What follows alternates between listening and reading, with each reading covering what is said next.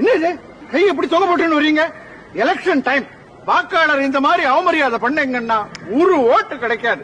Election முடிகிற வரைக்கும் கும்பிட்ட கை கும்பிட்டபடியே இருக்கணும். இந்த போஸ்ட் மாறக்கூடாது, இப்படியே இருக்கணும். இப்படியே வா.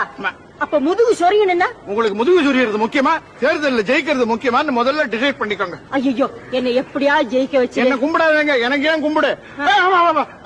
சின்ன பையன், அவனுக்கு கும்பிடுங்க. அவன் கோச்சுக்க போறான். இவனுக்கு தான் ஓட்டே கிடையாது. அவனுக்கு ஓட்டு இருக்கோ இல்லையா? அவன் அப்பா அம்மாவுக்கு ஓட்டு இருக்கோம்னா இவனுக்கு மரியாதை காட்டலன்னா அவன் 2 பேருக்கும் கோவம் வந்துடும். ஓடுங்க, கும்பிடு.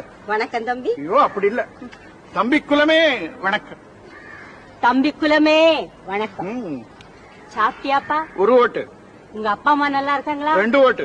பள்ளிக்கூடத்துக்கு போனியா? 3 ஓட்டு. நல்லா படிக்கிறியா? 4 ஓட்டு. அப்படியே அந்த மூக்கு செடி கொஞ்சம் தொடச்சு விட்டுருங்க. உங்க வீட்டுல இட்லிக்கு மாவு அரைக்கணுமா? சொல்லுங்க, நான் அரைச்சு தரேன். தலைவிங்கிற முறையில வந்து அரைச்சு கொடுக்க வேண்டியது என்னுடைய கடமை தானே. சட்னி கூட அரைப்பாங்க. என்ன வேணும்னாலும் செய்வாங்க. ஓட்டை மட்டும் போட்டுருங்க. வாங்கம்மா, வாங்கம்மா. தாய்க்குலமே வணக்கம். தாய்க்குலமே வணக்கம். உங்க ஓட்டை எங்களுக்கு போடணும். சரி, போடுறேன். ஐயோ, வாமா குழந்தை. ஏன் குழந்தை? ஏன் குழந்தை? சரி, நான் என் குழந்தைன்னு சொல்லிக்கிட்டேனா? டக்குன்னு ஒரு பேர் வைங்க. ஐயோ, இப்படி சொன்னீங்க. அப்படி எனக்கு இப்ப ஒண்ணுமே பேரை ஞாபகம் இந்த மாதிரி நீங்க பண்ணுவீங்கன்னு தெரிஞ்சுதான் டெலிபோன் டைரக்டரி கையோட விழுந்திருக்கேன். அதை பார்த்து ஒரு பேர் வைங்க குழந்தைக்கு. சரி சரி சரி. Akilandeswari Jegathambigal rice mill.